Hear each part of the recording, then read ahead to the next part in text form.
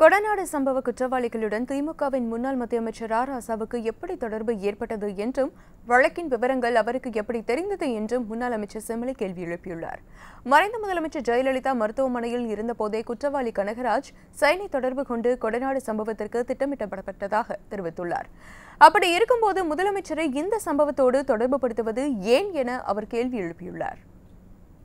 இந்த தேர்தல் நெருங்கி வருகிற நேரத்தில் மாண்புமிகு அம்மாவுடைய அரசை இன்றைக்கு சிறப்பாக வழிநடத்தி சென்று கொண்டிருக்கிற மாண்புமிகு முதலமைச்சர் அவர்களுக்கு ஒரு அவப்பெயரை ஏற்படுத்த வேண்டும், அவருக்கு களங்கம் விற்பிக்க வேண்டும் என்பதற்காக இவர்கள் அந்த கொள்ளை கூட்டமும் அந்த நான் ஏற்கனவே சொன்னதைப் போல அதாவது புலனாய்வுத்துறை பத்திரிகையும் இங்கே திமுகவினரும் இன்றைக்கு சேர்ந்து கூட்டு சதி செய்து இன்றைக்கு இது போன்ற ஒரு பொய்யான செய்திகளை நாட்டு மக்களிடம் பரப்பி வருகிறார்கள் என்பதை இந்த நேரத்திலே நான் தெரிவித்துக் கொள்ள கடமைப்பட்டிருக்கிறேன்.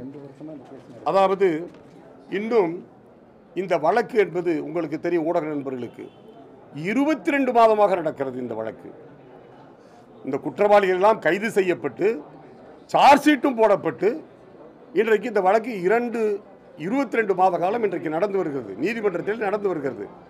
அப்பொழுதெல்லாம் ஏன் இந்த செய்தி வெளிவரவில்லை? அந்த நீதிமன்றத்திலே அந்த சார்ஜ் ஷீட் போடும்போது ஏன் இந்த விசாரணையில் இவர்கள் இதை சொல்லவில்லை? இவர்கள் தான் தெரிந்திருக்கிறதே. புரட்சித் தலைவர் அம்மா அவர்கள் உயிரோடு இருக்கும் போதே கனகராஜ் அந்த சயன் போன்ற கேரளா குற்றவாளிகளோடு தொடர்பு ஏற்படுத்தியிருப்பதாகவெல்லாம் பத்திரிகையிலே செய்து வந்திருக்கிறது, ஊடகத்திலே அவன் வெளியிட்டிருக்கிறான்.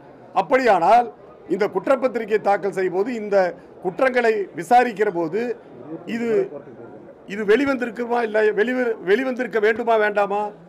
இந்த குற்றவாளிகள் ஒரு முறை இல்லை, இருமுறை அல்ல, 22 முறை கோர்ட்டுக்கு போய் வாய்தாவுக்கு போய்விட்டு வந்திருக்கிறார்கள். அப்பொழுதெல்லாம் இது ஏன் வெளிவரவில்லை? ஆக இதை பார்க்கிற போது சம்பந்தமே இல்லாமல் திட்டமிட்டு தேர்தல் நெருங்கி வருகிற நேரத்தில் அதாவது மாண்புமிகு நம்முடைய முதலமைச்சர் அவர்களுக்கும் இன்னும் சொல்ல போனால் இந்த நல்லாட்சிக்கும் அவப்பெயரை ஏற்படுத்த வேண்டும் என்பதற்காகவே திட்டமிட்டு இந்த செய்தியை பரப்பிக் கொண்டிருக்கிறார்கள். அதை நாங்களும் இந்த இயக்கமும் மாண்பு முதலமைச்சர் அவர்களும் நிச்சயமாக எந்த நிலையிலும் அதை நாங்கள் சந்திக்க தயாராக இருக்கிறோம். இது போன்ற முக்கிய வீடியோக்களை உடனுக்குடன் தெரிந்து கொள்ள நியூஸ் ஜே யூடியூப் சேனலை சப்ஸ்கிரைப் செய்யுங்கள்.